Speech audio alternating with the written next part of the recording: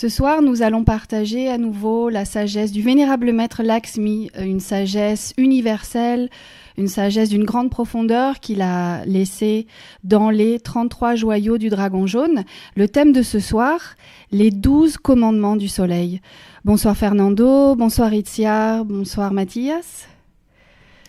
Bonsoir, et je suis très heureuse d'être à nouveau ici avec vous, à partager des thèmes relationnés avec la spiritualité, et on espère que les personnes qui vont écouter ça vont bien profiter de ces thèmes qu'on va parler aujourd'hui. Bonsoir à tous, bonsoir Andrea, bonsoir Mathias dans le contrôle technique, bonsoir Itziar et à toute l'audience de l'association culturelle gnostique Samuel Lakshmi. Nous partageons les sentiments des autres instructeurs qui sont avec nous aujourd'hui, des instructrices plutôt. On va justement chercher dans les enseignements de Vénérable Maître Lakshmi un message de foi solaire, un message d'optimisme et de motivation spirituelle pour que nous puissions passer un bel jour 27, le jour solaire du mois. Donc on va commencer, Andrea. Oui, donc quand on regarde le ciel, surtout la nuit, on se rend compte qu'autour de nous, il y a un système solaire et à l'intérieur de nous, ce système solaire existe aussi. C'est pourquoi il est très important d'étudier ces commandements du soleil. Dans toutes les religions et dans toutes les philosophies, nous trouvons la présence de commandements ou, on va dire, de codes d'éthique qui vont nous permettre effectivement de guider notre vie d'une manière sage. Et les commandements du soleil n'échappent pas à cette lignée, à cette guidance. Fernando, tu veux nous parler un peu plus de ça? Oui, j'aimerais uniquement raconter une histoire autour du joyau numéro 33, celle que nous allons étudier aujourd'hui. En fait, le vénérable Maître Lakshmi, en étant membre de l'ordre du Dragon Jaune, dans la partie de l'Orion de notre planète, il a reçu cette mission dans un moment où il s'est questionné s'il avait la capacité de pouvoir transmettre ses enseignements, dans le sens aussi que la partie humaine elle est toujours en train d'apprendre, à dévoiler les mystères. Et là, les maîtres l'ont enseigné les premières, mais l'ont commencé pour les dernières. Donc, les premières joyaux qu'il a appris dans le monde interne, c'était les joyaux 33. Et pour le donner comme un témoignage, que s'il arrivait à comprendre les dernières, il a pu vivre ça. Il avait bien sûr pas de problème pour apprendre et pour transmettre les autres. Donc, dans l'ordre chronologique, il a enseigné les joyaux que nous allons parler aujourd'hui à la fin de son travail par rapport à cette mission. C'est comme la cerise du gâteau, un peu. Oui, c'est vrai que quand on parle de soleil, c'est la cerise du gâteau aussi pour tous les aspects de la vie, parce que ça va montrer l'équilibre, l'intégration et l'ordre dans les balances dans le système solaire. Donc, c'est vraiment quelque chose. Je me rappelle quand le maître avait donné ça, il m'a demandé après dans une conversation qu'est-ce qui a apparu le joyau. Et je dis ça me semble comme un pinceau, parce qu'il y a tellement d'aspects qui sont partie de notre quotidien ésotérique qu'on pourrait étudier chacun dans un jour différent. Aujourd'hui, on va faire quelques mots par rapport aux 12 commandements, mais c'est vrai que ce sont des thèmes qu'on va étudier toute la vie. Il est vrai que sur cette planète, sur la Terre, il y a eu beaucoup de cultes vers le soleil, de cultes, on va dire, par rapport à cette dominance du soleil dans nos vies. Le soleil nous apporte sa chaleur, le soleil nous apporte la vie et le soleil nous apporte aussi la vie spirituelle. Et dans ces 12 commandements du soleil, nous allons voir de quelle manière nous pouvons donc insister sur certains aspects pour pouvoir transformer notre vie, pour pouvoir l'amener à être beaucoup plus spirituelle, cette vie qui, dans ce monde tridimensionnel, souvent nous attire vers ce qu'il y a de plus terrénal, ce qu'il y a de plus matériel. Donc ces commandements vont nous aider justement à décoller un peu, à nous sentir un petit peu plus légers par rapport à cette lourdeur du monde matériel. Formidable. Peut-être on peut commencer. Oui, on va commencer par le premier point. Donc, le maître Lakshmi nous enseigne que le premier commandement du soleil, c'est l'éveil. Et Itia? Oui, un peu, ce qui me vient à l'esprit, c'est que c'est comme tu as dit avant, il y a un sens dans les numéros qu'ils donnent les choses, non? Donc, l'éveil, c'est un peu logique que ce soit le numéro 1, parce que c'est la première chose qu'on doit faire. Même dans notre vie quotidienne, l'éveil, c'est la première chose qu'on fait dans la journée. Donc. Oui, c'est vraiment notable ce que je viens de dire, dans le sens aussi qu'on ne peut pas faire un travail spirituel endormi. Ça serait partie de la mécanique. Donc voilà, le premier. Je ne sais pas, Andreas, tu veux dire quelque chose? On passe au deuxième. Non, il me semble que c'est très évident, même si on ne va pas se focaliser seulement sur l'aspect du soleil qui va illuminer nos vies, etc. Mais on ne va pas seulement penser à la planète ou à l'astre solaire, mais oui, à cette force qui va nous permettre de nous éveiller spirituellement, oui. Ça, oui. Alors, le deuxième point, le maître Lakshmi nous enseigne qu'il s'agit de la purification. Bien, donc là, je commence. La purification, on pourrait aussi faire une association avec le soleil, dans le sens, le soleil, c'est relationne intimement avec le feu qui nous fait purifier. Donc, j'imagine que les étudiants gnostiques plus anciens, ils se rappellent quand le maître Samael dit que les enfers dans le soleil, ils sont vides parce qu'il est arrivé comme une planète à une purification complète. Et aussi, c'est un exemple pour montrer pourquoi il y a cette puissance et cette force magnétique de gravitation. C'est justement pour la purification à laquelle il est parvenu. Donc, du moment où le soleil nous invite à la purification, peut-être on va pouvoir mettre en œuvre cette purification dans plusieurs domaines de la vie, je ne sais pas. Il y a 5 points justement, le maître nous guide par rapport à ça. Il nous dit la première chose, corriger le verbe, corriger la parole. Ah bon? Pour la purification. Eh oui. Il y a tellement d'histoires que le maître Lakshmi nous a enseigné pour partager ça. Il disait, par exemple, qu'il y a une différence très marquante entre un humain et un animal, c'est l'usage de verbes. Les animaux ils peuvent se communiquer, mais ils ne peuvent pas structurer une phrase comme nous. C'est comme un langage intuitif, comme le bébé. Il pleure et tu comprends qu'il a mal. Mais l'humain, il peut vraiment utiliser les verbes. Et les verbes dans la caractéristique d'une force créatrice. Donc, imaginons si la personne utilise les verbes d'une façon négative, elle est en train de cristalliser des choses négatives. Si on utilise les verbes d'une forme positive, ou à travers de la prière, ou à travers des mantras, nous sommes aussi en train d'ouvrir le chemin pour cristalliser les grandes œuvres du Père. Justement, le maître nous dit que la parole est une des formes les plus terribles pour contaminer l'aura. Oui, c'est le mauvais usage, c'est logique. C'est comme un mantra, mais... Une fréquence très très basse. Négative. Oui, très négative. Ouais. Alors, le deuxième point, c'est la chasteté. C'est de la purification encore? Oui, la purification, oui. D'accord, et oui, c'est logique. Les verbes et la chasteté, la partie sexuelle sont unis. Ce sont deux formes de création. Les Elohim à travers les verbes, la partie biologique à travers la force sexuelle, donc ils sont liés. Bon, si quelqu'un veut dire quelque chose, comment vous parlez? Là, le troisième point, l'alimentation équilibrée.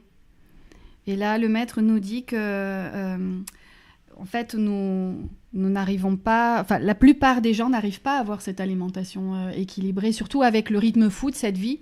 Il y a beaucoup de gens qui cuisinent plus, en définitive. Le matin, le petit déjeuner, c'est très rapide. Ça va être un café, du pain qu'on a acheté chez le boulanger.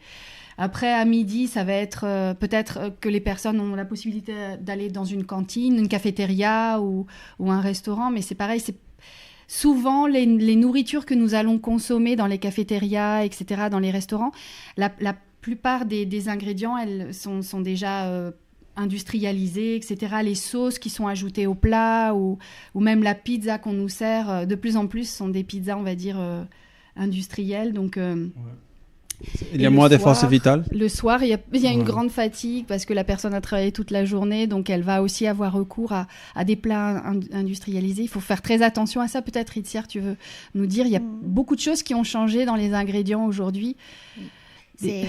Bon, de la nourriture et l'alimentation en général, on pourrait parler des heures et des heures parce que maintenant, c'est incroyable la manière qu'il y a une contamination vraiment de la nourriture. Et ce qu'on peut dire, c'est que c'est le plus important de trouver les aliments qui sont sádvicos, que c'est un mot qui peut-être que les personnes ne connaissent pas, que ça veut dire que c'est un aliment qui a de l'énergie vitale encore. Donc si on se nourrit avec ces aliments qui ont encore une énergie, nous on aura aussi par réciprocité une énergie pour faire notre travail. Aujourd'hui, on a mangé un fruit, comme ça s'appelle une prune. Oui. C'était presque des cartons. Et on a pensé, waouh, même s'ils disent qu'ils transforment les aliments, ils disent maintenant on travaille dans les laboratoires pour faire les aliments mieux, qu'ils soient plus durables, qu'ils soient meilleurs en saveur, mais on dit non, c'est pas vrai parce que dans la vraie quotidien, dans la vie, on voit que les fruits sont de pire en pire à chaque fois. Donc, même les goûts, c'est pas bon. Donc, l'énergie, c'est encore pire. Il y a quelque chose vers lequel il faudrait revenir, c'est justement cuisiner, faire nous-mêmes les soupes et pas les acheter déjà industrialisées, c'est-à-dire revenir vers la cuisine dans la mesure du possible, mais au moins s'offrir ça peut-être... ça serait tellement important aussi. Je peux ajouter ça aussi parce que, par exemple, dans l'Inde, ils disent quand ils cuisinent, il doit avoir une énergie, les cuisinières, qui doit être contente et en silence pendant qu'il fait la nourriture parce que c'est presque une sorte de méditation, l'effet des cuisinières. Donc, ça imprègne la nourriture avec une énergie. Mais aujourd'hui, non, c'est tout le contraire. Il écoute dans la cuisine, il écoute il regarde les nouvelles, les informations, et il discute entre les gens. Donc, c'est vraiment tout le contraire qu'on doit faire. Tellement de choses qu'on pourrait commenter de ce que tu viens de dire. Dans le sens que c'est un rituel de la famille, j'imagine, la nourriture.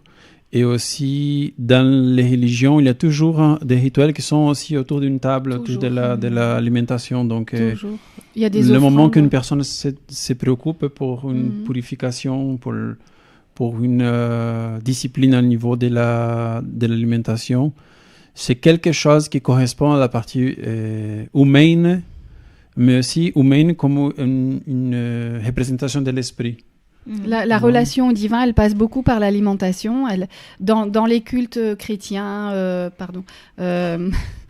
juifs aussi, on va partager le pain et le vin, oui, mais dans la tradition hindoue, on va donner une offrande à Dieu et ensuite, on va partager cette offrande entre tous les membres d'une communauté et ça passe par là, la relation au divin, oui.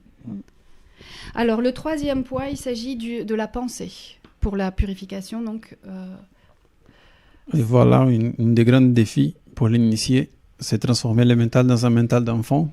Et c'est une purification de toute la vie. Oui, c'est la subtilité de la parole, c'est les pensées, donc c'est un degré un peu plus haut. Ensuite, nous avons... Nous nourrir, justement, comme on le disait, avec la transsubstantiation, c'est-à-dire l'onction, voilà. L'Eucharistie. Ouais. Allez, on continue. Okay. De certaines choses, on va parler un peu plus... Succinctement, oui. Oui, exactement. Alors maintenant, le 3e commandement du soleil, le maître Lakshmi nous parle de la mort psychologique. Oui, c'est très notable, encore une fois. Et la relation, une fois que nous arrivons à éveiller une partie de la conscience, cette lumière va nous permettre de voir encore plus clairement des parties qui sont obscures. Et ça va nous attirer l'attention de continuer à nous purifier et d'éliminer des éléments indésirables. Si le maître Samael disait, par exemple, la grande joie d'un gnostique, c'est découvrir un nouveau défaut.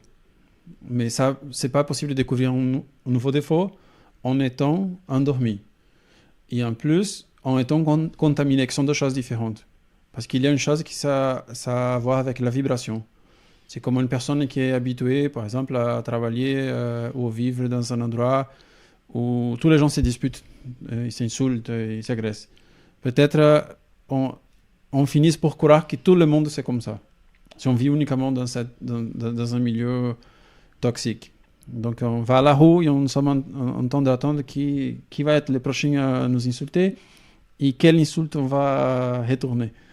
D'accord? Donc il faut justement, pour reconnaître quelque chose comme défaut, il faut l'éveil et il faut une certaine intensifier la lumière en nous, à travers la purification. Je ne sais pas si vous voulez dire quelque chose. Ça me fait souvenir d'une chose qui disait le maître Lakshmi.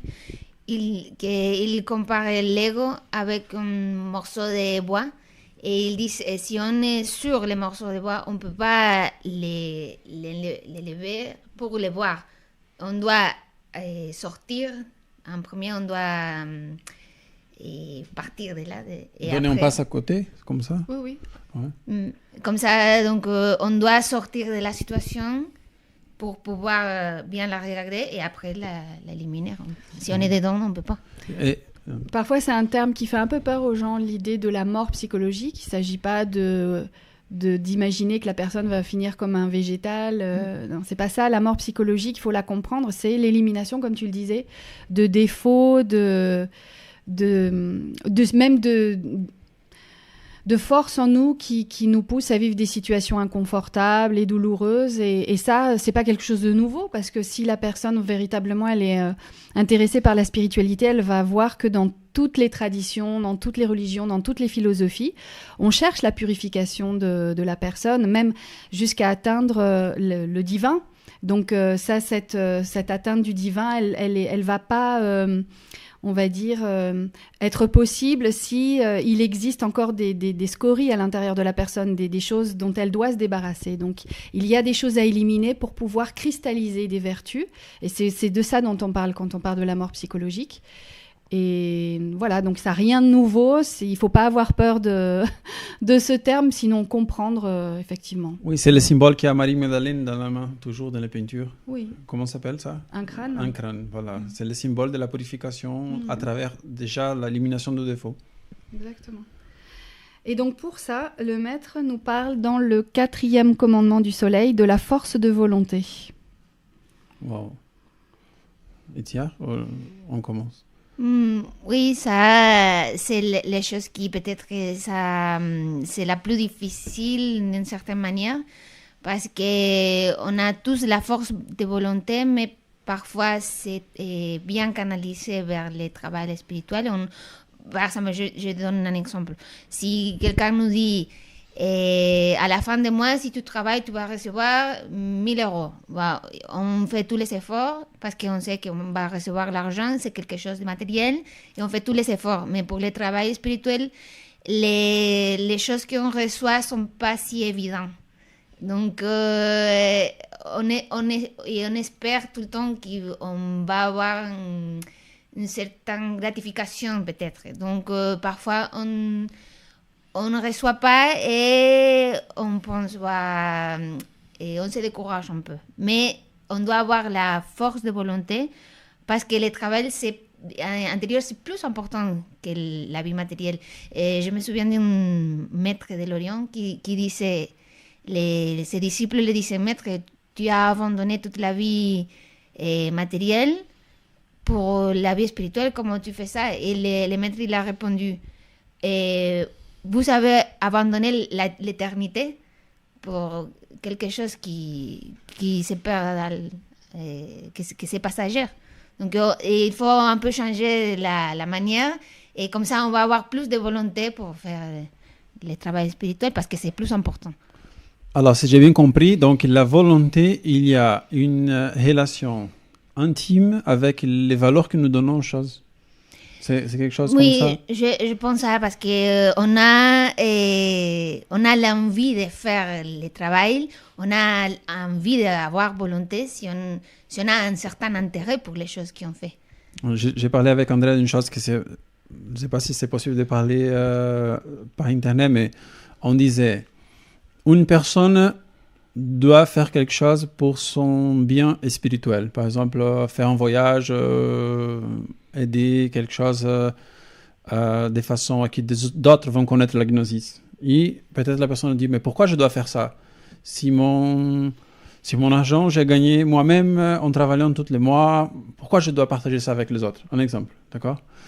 Et on disait, imaginons si un maître faisait le même avec nous. Il disait, pourquoi je vais partager ma sagesse si j'ai dû travailler dans l'éveil de la conscience, dans les sacrifices pour l'humanité, voyager énormément, méditer, quel prix elle pourrait mettre pour la sagesse? On n'a pas pour payer. Donc on voit que la volonté, elle va dans les deux directions aussi. C'est-à-dire la personne, si elle valorise une chose, elle va faire les efforts matériels et spirituels.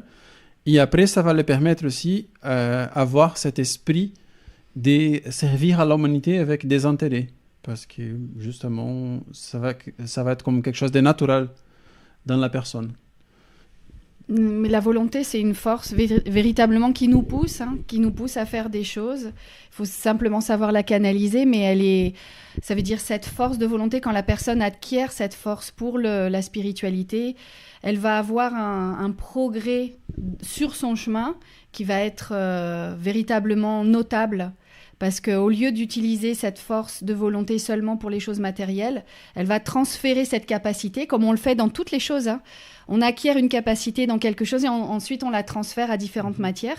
Quand on arrive à transférer cette force de volonté sur le chemin spirituel, cette force, elle nous nourrit complètement. Elle nous montre véritablement peut-être les gains qu'on obtient, même si c'est incroyable parce que finalement, la personne, elle acquiert de la dévotion et dans plein de traditions aussi, on voit que les personnes, sur leur chemin spirituel, elles acquièrent la dévotion. Mais il faudra toujours avoir de la force de volonté. Parce que c'est pas au premier résultat que la personne peut s'arrêter et dire voilà, je suis parvenue à un résultat et voilà, ça y est, voilà, je suis satisfait avec ça. La volonté, elle va s'exprimer dans les détails de notre vie et dans différents domaines. Et la dévotion, elle s'arrête jamais dans notre vie. Il va toujours falloir on va voir qu'il va toujours y avoir une limitation par rapport à notre dévotion. C'est-à-dire, une personne, elle va méditer, elle va faire des prières et elle va voir qu'elle sera toujours testée sur sa capacité à aller de l'avant, à aller toujours... Tu sais qu'il y a une chose qui ça me vient maintenant à l'esprit de Maître Lakshmi. Il disait que la volonté, elle était associée à la mystique et à la dévotion. Rappelez ça, ce sont des enseignements anciens de Maître Lakshmi. Quand il disait ça, si une personne a une dévotion pour faire quelque chose, elle va le faire, par exemple une prière. Et après, elle va faire cette prière, il va la répéter. Il va acquérir la mystique pour ça. C'est comme une espèce d'amour que c'est pas matériel, pour la prière. Et là, il incarne la volonté. Parce qu'après, c'est cette volonté qui va le tirer à le faire. C'est comme une personne qui... c'est comme un combustible. C'est un exemple que donnait un disciple de Maître Lakshmi. Martial disait, c'est comme une personne qui va... Bon, il y a deux exemples. L'un, c'est pas pour raconter en Internet. L'autre, c'était une personne qui boit pas d'eau. Elle pense que c'est normal. Le jour qu'elle commence à boire de l'eau potable chaque jour, beaucoup, au bien, normal, son corps, elle va se sentir mieux et après, elle va demander où est l'eau. D'accord? Et c'est la même chose d'autres exemples qu'il donnait. Par exemple, aller aux toilettes, c'est la même chose. Mais bon. Et là, c'est la même chose. C'est une volonté qui vient du corps. Le corps veut cette volonté parce qu'il est habitué avec cette vibration supérieure. Bien. Alors, le 5e commandement du soleil, la conscience. Bien. On a parlé de l'éveil et maintenant on parle de la conscience. La conscience, c'est l'exercice de ce qu'on a libéré de l'ego, qui sont deux choses différentes. Le maître Lakshmi disait, une chose, c'est libérer la conscience de l'ego, une autre chose, c'est exercer. Exercer. Je ne sais pas si vous voulez dire quelque chose de plus. Andrea?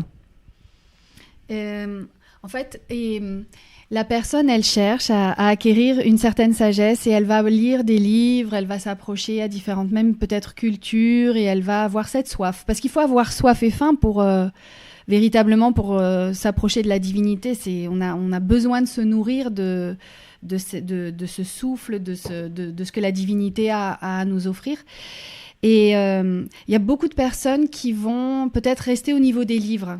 D'avoir une grande bibliothèque avec des livres de Krishnamurti ou de grands philosophes, etc. Mais ça, c'est pas la conscience. Parce que ça va être une étude intellectuelle même de grands penseurs. Mais la conscience, c'est autre chose. C'est justement exercer cette conscience. Ça veut dire voir dans notre quotidien comment nous allons mettre en pratique ces enseignements-là. Et ça va pas rester simplement rangé dans notre bibliothèque. Oui, ça pourrait être un exemple d'une personne qui a énormément de choses d'utiles, mais ne l'utilise pas. D'accord? Donc la personne peut dire, je voulais balayer, mais il y a les balais, il y a la poubelle, la pala, comme on dit, la palette. Oui, une palette. Voilà, mais il ne l'utilise pas. Donc la conscience, ça va être aussi. Le maître Lakshmi disait, par exemple, on voit ça dans des situations parfois qui sont inédites à notre façon de vivre, où il y a des questions ou des situations de la vie qui vont justement nous demander d'utiliser la conscience qu'on a déjà libérée. Et on peut se demander, par exemple, pourquoi je dois bon, ça ne me vient pas un exemple trop clair, excuse-moi, mais on va dire, une personne veut quelqu'un dans la rue qui a un besoin, d'accord? Ça pourrait être. Il y a quelque chose dans elle qui va sonner une alerte, tu pourrais faire quelque chose. Mais c'est justement l'exercice de la conscience, c'est dire, ok, je vais acheter un pain, je vais donner à la personne. Peut-être, c'est juste une petite histoire vous raconter. Il y avait un personnage très connu dans la tradition hindoue qui en fait, était très orgueilleux de savoir qu'il connaissait les Védas, les textes sacrés, etc. Mais c'était pour les appliquer aux autres. C'est-à-dire lui-même, il ne suivait jamais cet enseignement pour atteindre l'illumination, pour voir un changement à l'intérieur de lui-même. En fait, il utilisait ça seulement pour exiger aux autres une discipline que lui-même ne s'appliquait pas à lui-même. Ça, c'était un gardien de Vishnu, hein, oui. Qui a été maudit. Ouais. Pour le Kumara. Allez. On va continuer. Alors, le 6e commandement du soleil, l'amour. Voilà, ça, c'est facile de parler. Allez, Tia.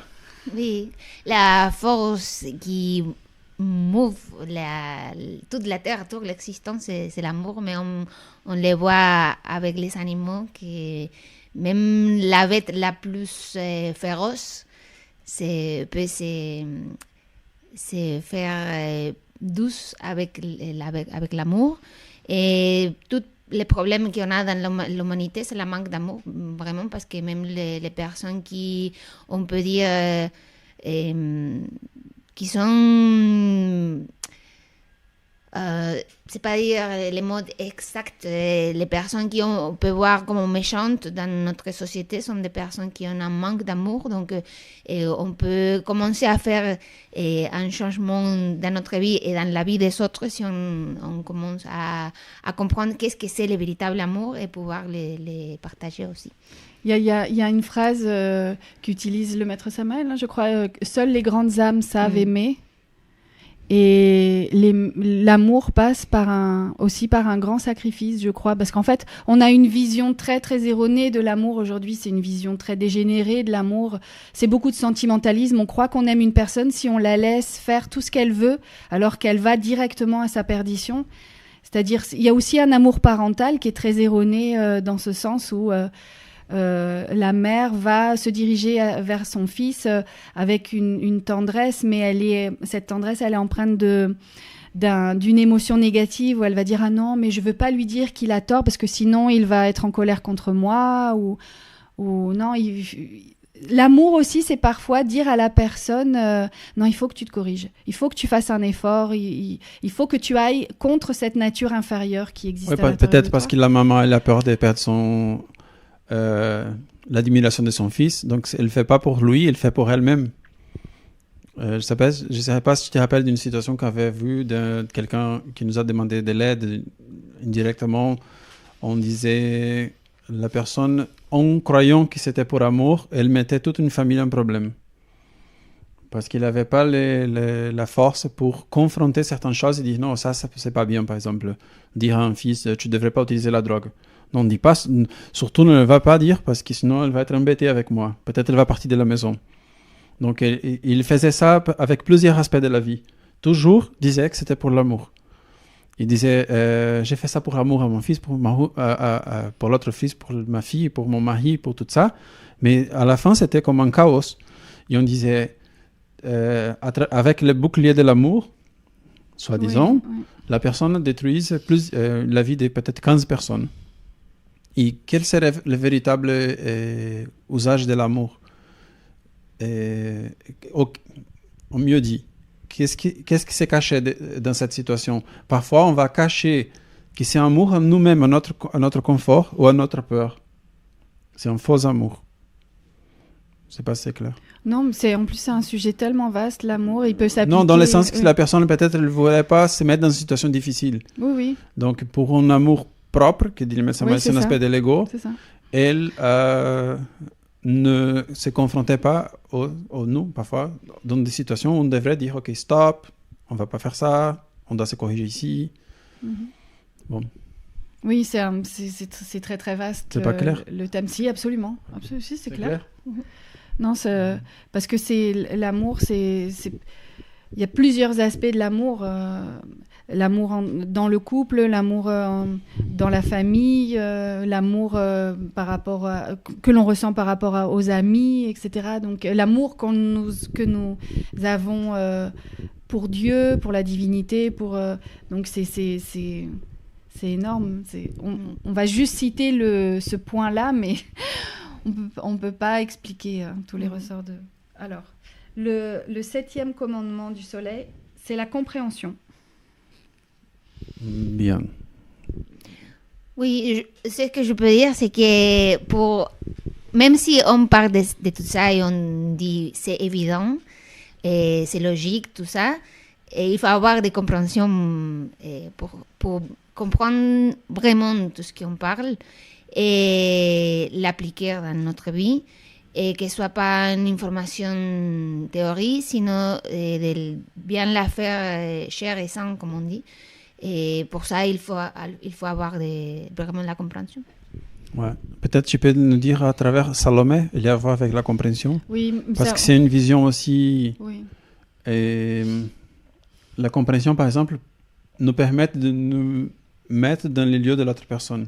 Les gens appellent ça empathie, non? Oui. Mais la compréhension, elle voit les biens du mal, le mal de bien. Bah, ça y est, tu l'as déjà expliqué. Non, mais c'est un don de Dieu, la compréhension. Hein. C'est un don, un donus dei, dono dei. Excusez-moi, c'est du latin. Donc, mais l'idée, c'est que la compréhension, c'est pas une question d'intellect, parce que l'intellect et le mental peut, on va dire, essayer de voir la situation et être sûr d'avoir tout compris. Mais en fait, non, c'est une illumination pratiquement la compréhension. C'est aussi comme un don que nous donne notre Mère divine, hein, la compréhension.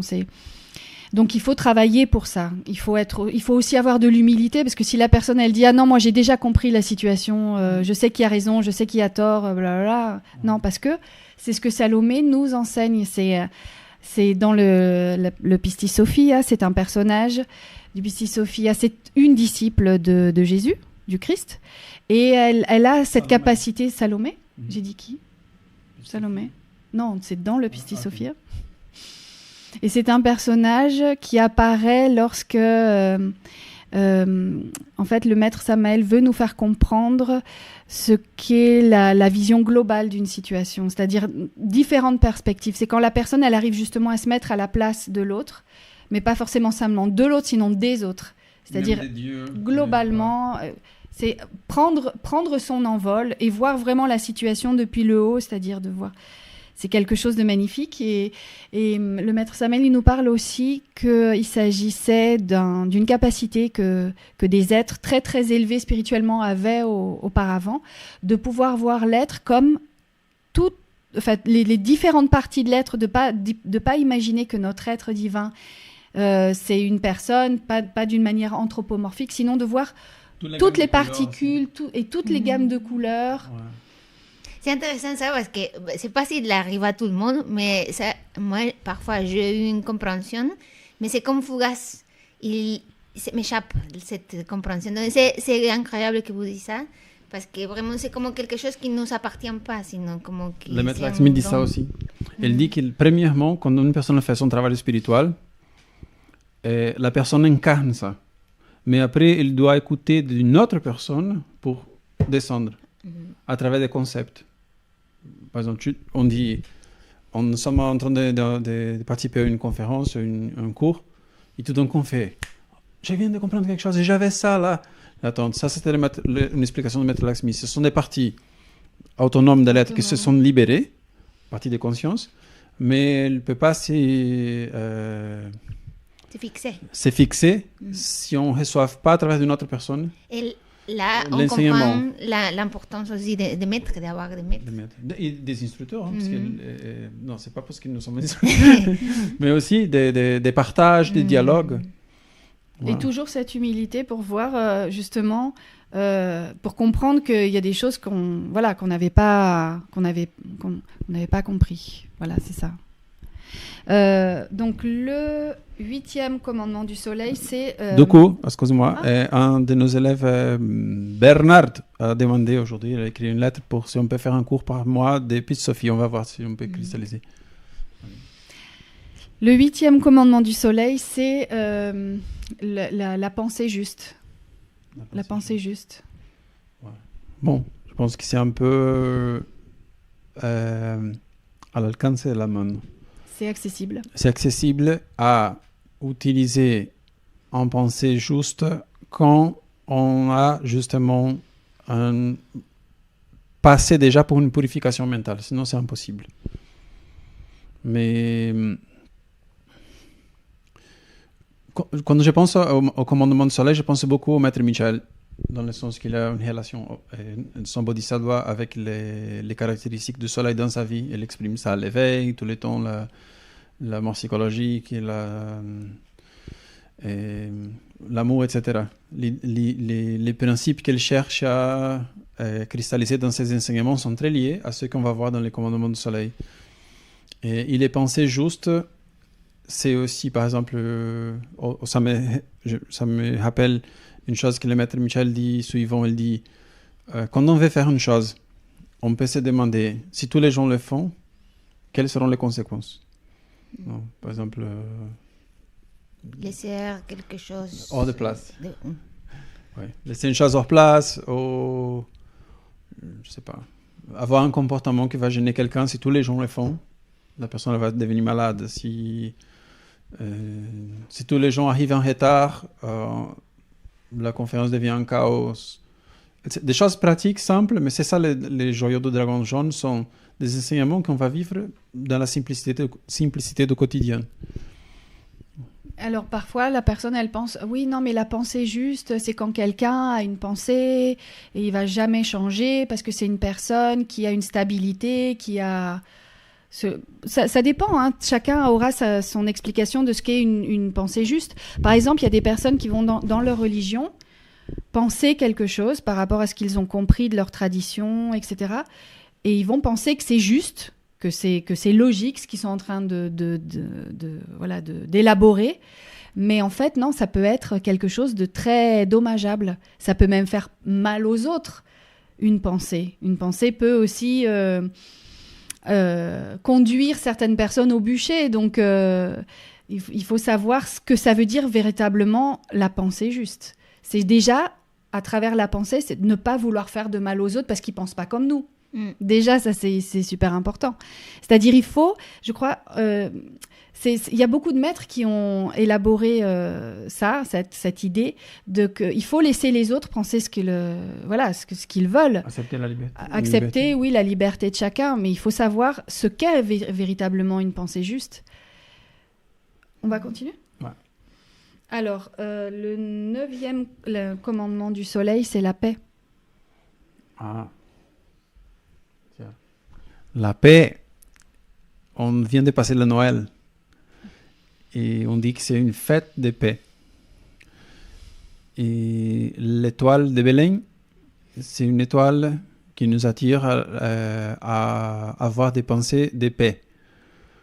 C'est une étoile qui annonce la naissance de Christ, qui annonce le triomphe dans un aspect de travail spirituel. Donc, cette étoile, on va la voir plusieurs fois dans notre vie, je suis certain. Si on fait un chemin spirituel, on va toujours voir cette étoile qui va nous dire, OK, ce que tu as fait, à travers les efforts, à travers la volonté, va te donner un cadeau. Et le cadeau d'avoir, comment on dit, supporté, d'avoir... Supporté ? Oui, d'avoir, oui, résister aux épreuves d'une façon... surmonter les épreuves. Le cadeau... de cet combat qu'on a eu contre nous-mêmes, c'est la paix.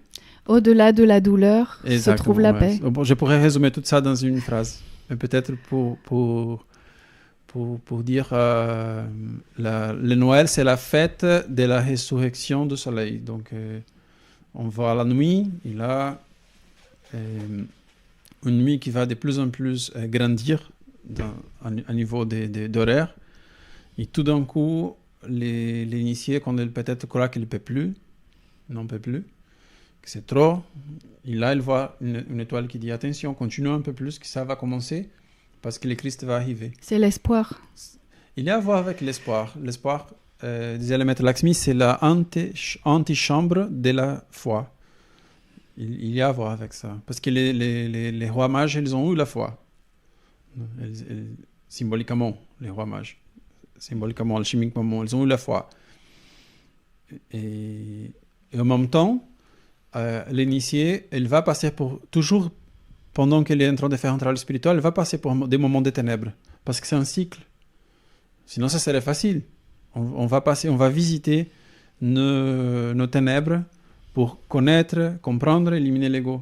Mais les cadeaux qui viennent après, qu'on a fait le travail, c'est comme quand on fait quelque chose à la maison, qu'on dit, oh, à la maison, on est un peu désorganisé, on utilise la volonté, on met en ordre.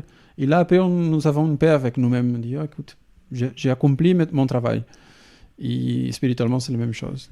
Ok, le maître Lakshmi nous dit que la paix arrive en fait... Le problème, c'est qu'André, après qu'on donne les commandements, il liste de maître Lakshmi. Oui, mais c'est bien, si chacun a sa réflexion. Que la paix va arriver, va naître en nos cœurs, si dans notre comportement quotidien, trois choses vont se manifester. C'est-à-dire avoir la conscience tranquille. Ça apporte la paix. Oui. Pour qu'on accomplisse avec un devoir. Avoir la conscience tranquille. Allez. Alors, je passe au deuxième. La prochaine... Bon. Ne jamais exiger ce qui ne nous correspond pas.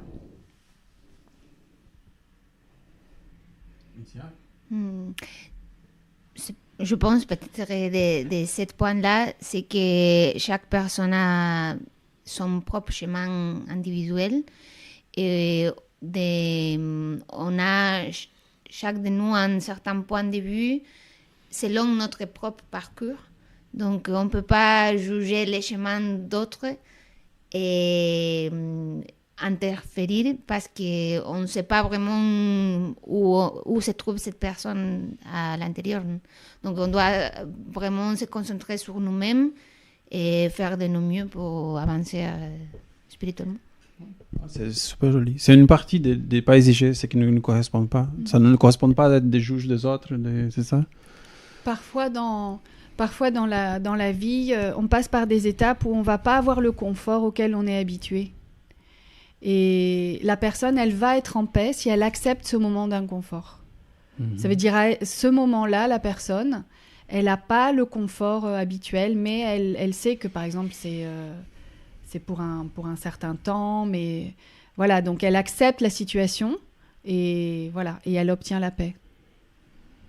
Tu veux donner un exemple? Moi, j'ai réfléchi. Une chose que les publics ne savent pas, c'est qu'on n'a pas préparé. Nous sommes en train de lire spontanément et réfléchir. Donc, c'est une réflexion naturelle. On disait qu'entre les instructeurs, on a presque 100 ans de gnosis. Si on compte les assistants techniques aussi. Donc, peut-être même plus. On a 110 ans. Donc, on a dit, on va faire un message pour les 27 en parlant spontanément. C'est les sons guidés, évidemment, pour les enseignements de Maître Lakshmi. Donc, c'est pour ça que les ressentis de chacun, c'est une chose spontanée de la réflexion. Et je crois que le troisième point revient à ce que Itziar disait. Le fait de respecter le droit d'autrui, c'est la paix. C'est-à-dire le droit d'autrui, c'est voilà, que l'autre personne a son propre parcours, que voilà. Ouais. C'est ça. Oui, on continue. Alors, le 10e commandement du soleil, l'inspiration. C'est simple. L'inspiration, bon, le maître Lakshmi disait toujours que ça s'agissait du mot qui résumait tout son enseignement. Parce que le maître Lakshmi, il est un maître lié au monde astral, lié aux émotions supérieures, lié au Christ, lié aussi à un aspect de la mère divine. Donc, il disait toujours qu'un gnostique va catalyser ou solidifier son travail spirituel à travers l'inspiration. Donc, elle insistait toujours dans son travail. Et le soleil, c'est une chose qui nous inspire. Imaginons, nous sommes dans l'hiver, maintenant 0 degré, moins 4. La personne n'a pas envie de sortir, tout ça. Donc, c'est une chose, même biologique, on voit ça dans la nature. Quand le soleil va venir avec plus de puissance, prendre sa place, et là, ça nous motive, ça nous fait joie. Et le maître Lakshmi parle aussi qu'on peut s'inspirer même dans les situations les plus difficiles, justement essayer de voir. Oui, vas-y. Non. Essayer de voir, on va dire, justement que la situation difficile, c'est comme un test. Pas rester dans la douleur profonde que suscite cette situation, mais voir que c'est comme un test que nous envoie la divinité pour mettre à flot toutes nos capacités pour surmonter la situation. Et donc, on va chercher à s'inspirer, chercher à voir la divinité derrière cette espèce de voile, parfois même de ténèbres. Tu veux peut-être ajouter quelque chose? Ça m'a rappelé une chose que disait le maître Lakshmi une fois. Il a dit, l'inspiration la plus puissante, la plus élevée, c'est quand on arrive à vaincre un combat contre l'ego. Que, par exemple, une tentation que la personne luchava mucho. Luttait beaucoup pour arriver à vaincre ça, à contrôler une situation, de ne pas commettre les mêmes erreurs. Le jour que la personne arrive à le faire, arrive, la personne parvient à un état d'inspiration super élevé. C'est une grande allégresse de l'être. Non, je trouve, me vient un exemple de ça qui peut être, par exemple, une personne qui conquête, sort d'un vice, non? J'imagine, par exemple, l'alcool ou quelque chose comme ça. J'imagine la joie qu'il doit expérimenter, mais c'est la même chose avec toutes les égos. Ça, c'est un exemple, mais vaincre quelque chose en nous, ça nous donne une joie incroyable. Exact. Et le 11e commandement du soleil, c'est le fait de poursuivre, de continuer dans notre propos. d'aller toujours de l'avant, de pas... Continuer à propósito. Oui, c'est ça, de pas lâcher l'affaire, d'être persévérant, la persévérance.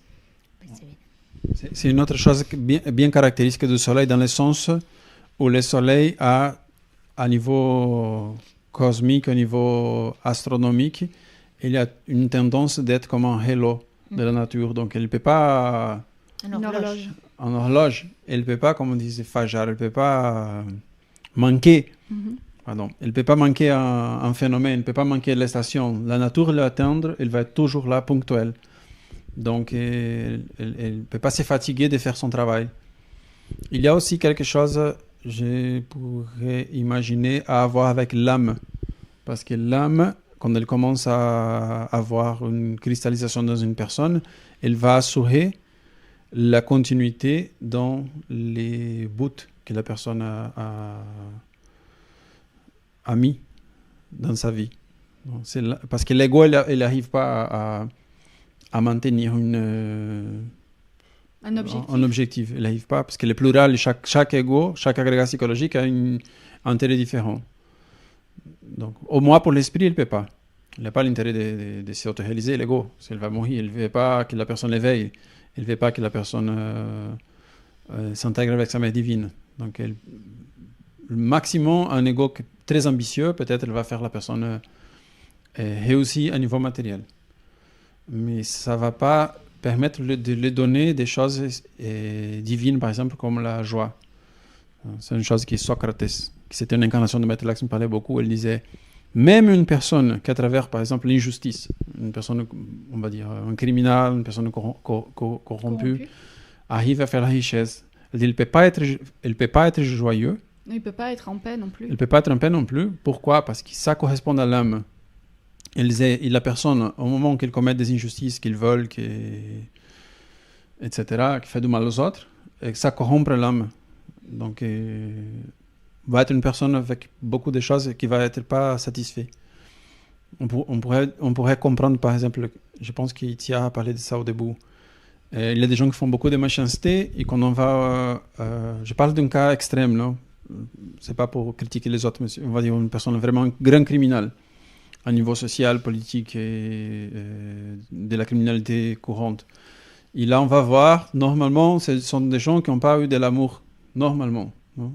Normalement, ils n'ont pas eu de l'amour quand ils étaient petits, ou ils ont souffert beaucoup dans l'école, le bullying parfois.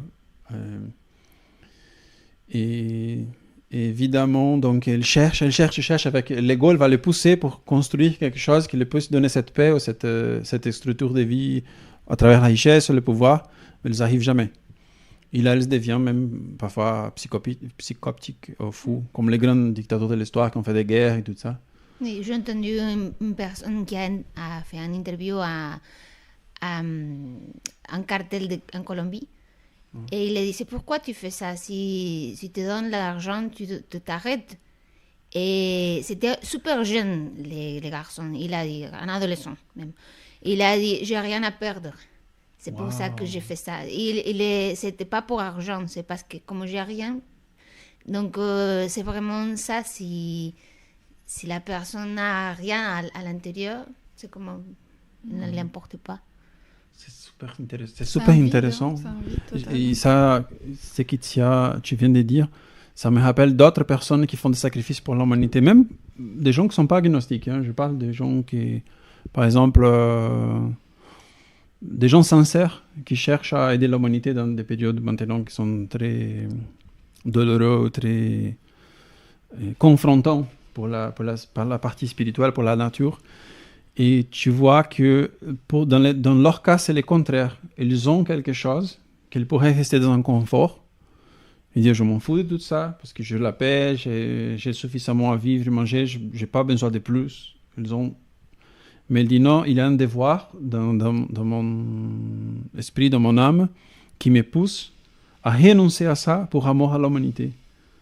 Donc ça, c'est la caractéristique des martyrs, la caractéristique des philosophes d'authentiques, non? Des philosophes, c'est la caractéristique des missionnaires gnostiques, je pense, qui les motive. C'est une partie de l'être de l'âme. Comme nous sommes dans les canaux français, je vais dire, Victor Hugo parlait de ça. Il disait que l'humanité, c'est comme un théâtre. Dans le théâtre, il y a une chose qui s'appelle la fosse. Vous connaissez la fosse? Le public, il se trouve. Non, c'est un trou que tu ne vois pas. Ah. Mais là où sont Parce que les normalement, aujourd'hui, ils mettent les musiciens. Ouais. Normalement, ça, c'est une fosse. Ouais. Mais il parle d'autres fosses. Par exemple, il y a un qui est en bas qui utilise les gens pour mouver les scénarios, les machines, tout ça. Il disait que dans la fosse, c'est comme les gens qui font la minerie. Comme une mine. Comme une mine. Et comment s'appelle la personne qui travaille dans une mine? Les minières? Non, on ne sait pas. Les gens qui travaillent. Le type qui est là en train de trouver la terre pour trouver des trésors. Il dit que ça, ce sont les philosophes. Ou des personnes qui même commettent des erreurs, mais elles renoncent à sa tranquillité, à son état de confort pour aider l'humanité avec les progrès. Et l'humanité ne se rend pas compte, normalement. L'humanité ignore parce que comme elles ne sont pas dans les théâtres. Ouais. Et là, il décrit tous les niveaux des philosophes qui sont en bas de la terre en travaillant. Les plus en bas, la personne va, c'est les personnes qui font plus de bêtises en cherchant les progrès de l'humanité. Là, ils mettent Robespierre, Marat, tous les gens de la Révolution française bien en bas parce qu'ils ont fait aussi des choses qui ne sont pas acceptables pour l'esprit. Ouais. Mais quand même, il dit, ils cherchaient aider l'humanité, ils ont renoncé, ils sont morts dans la... Et voilà. On continue. Donc, j'imagine, pour avoir cette persévérance, il faut la foi. Et ça, c'est le 12e commandement du soleil, c'est la foi. C'est déjà? Oui. Ok. Oh, ça passait vite. La foi. La foi, c'est un des symboles du soleil, certainement. C'est une des choses qu'on parlait quand le maître Michael a donné... C'était l'année 2014, quand le maître Michel a donné à connaître son nom interne. Une des choses qu'on parlait entre les disciples et les élèves, c'était ça. Comment on peut dire la caractéristique de maître Michel? Une des choses qu'on voyait, c'était sa foi dans la gnosis, d'affirmer toujours la gnosis, ça fonctionne, ça donne des résultats, on doit continuer. Ça, c'est intéressant parce que ça veut dire que la foi se relationne directement avec la comprobación, ¿no? Oui. On a une foi, par exemple, je vais vous donner un exemple. Si on sort en astral, peut-être que va venir quelqu'un et nous dire, non, l'astral n'existe pas, c'est un mensonge, mais tu as une foi dedans. Personne ne peut pas te dire ça n'existe pas parce que c'est une comprobación que tu as et personne ne peut pas te voler ça. C'est pour ça que les expériences oniriques ou les différentes expériences qu'un dévot a dans sa vie, sur son chemin spirituel, sont essentielles. Parce que c'est ça qui lui permet justement de surmonter certaines crises. C'est parce il a senti la divinité, il a senti Dieu en lui. Et donc, ces expériences-là, elles restent pour toujours. Ça reste plus qu'un livre. Ça reste plus que la phrase d'un livre, parce que il a une preuve. Il a une preuve de l'existence du divin en lui. C'est intéressant comme ce sont des deux langages complètement différents, parce que la foi va le donner à la partie spirituelle cette certitude de continuer. Mais pour l'ego, elle est jamais éloquente. Par contre, l'ego, elle peut voir que chaque fois qu'il commet une erreur, se conduit négativement, elle va avoir des problèmes et quand même, elle va continuer. C'est vraiment choquant. Les clics que nous devons faire justement pour changer cette optique qu'on pourrait dire, on ne parle pas de ça dans le commandement, mais l'humanité, dit le maître Samael, c'est une humanité qui est devenue lunaire. Justement, elle s'est éloignée de tout ça. Et là, quand on va au commandement du soleil, c'est des choses que vous voulez venir avec moi dans le voyage de l'esprit. Donc, je vais raconter une histoire peut-être pour finir de ma part. Et c'est une histoire, c'est un expériment scientifique, c'est un expériment réel qu'ils ont fait avec des petits, comment ça s'appelle, les rats de laboratoire. Okay. Donc ils ont mis un rat de laboratoire dans une petite labyrinthe. Non, piscine qu'il n'avait pas pour s'échapper. Donc il se désespère parce qu'il croit qu'il va se noyer, ça s'appelle. Qu'il va se noyer. Et évidemment, plus ou moins à 15 minutes, elle se laisse mourir. D'accord. Mais ils ont continué à faire l'expériment. Et comme elles savaient déjà qu'elle ira normalement 15 minutes, elle va un peu avant, quand elle voyait que les petits rats étaient en train de tirer l'éponge, on dit en français, en espagnol c'est tirer la toile, elle sauvait les petits rats. Okay? Elle sauvait les petits rats. Après, dans les jours suivants, elle les mettait à nouveau. Tu sais combien d'heures elle nageait? 16 heures. Elle avait l'espoir. Elle savait qu'elle est capable. Mais quand elle n'avait pas cet espoir, elle se laissait mourir. C'est fort. C'est pour ça aussi qu'on a peut-être la présence des maîtres toujours qui viennent nous aider comme disciples de la Loge Blanche. Parce que le maître nous a dit ça, ils vont donner cette force surnaturelle pour nous sortir des événements que si on a une faiblesse, on dit non, ok, je me lasse. Je ne peux pas dire ça sur YouTube, mais vous comprenez. Je me lasse amener pour la couronne du monde, parce que j'ai plus la force. Ça, c'est la phrase qui dit dans la Bible avoir la foi comme un grain de moutarde, non? Oui. Et la moutarde, c'est le grain la plus petite qu'on peut trouver dans la nature. Et après, c'est un arbre énorme. C'est donc vrai. C'est un peu ça, non? Avoir la foi. Bien, nous sommes arrivés à la fin de notre message du 27 janvier 2023. Bonne année à tous. Et je vous remercie d'avoir partagé, accompagné dans cette activité à Mathias dans les contrôles techniques, Itziar, Andrea, toute l'audience de la Gnose Samuel Laxmi. Je vous prie d'écraser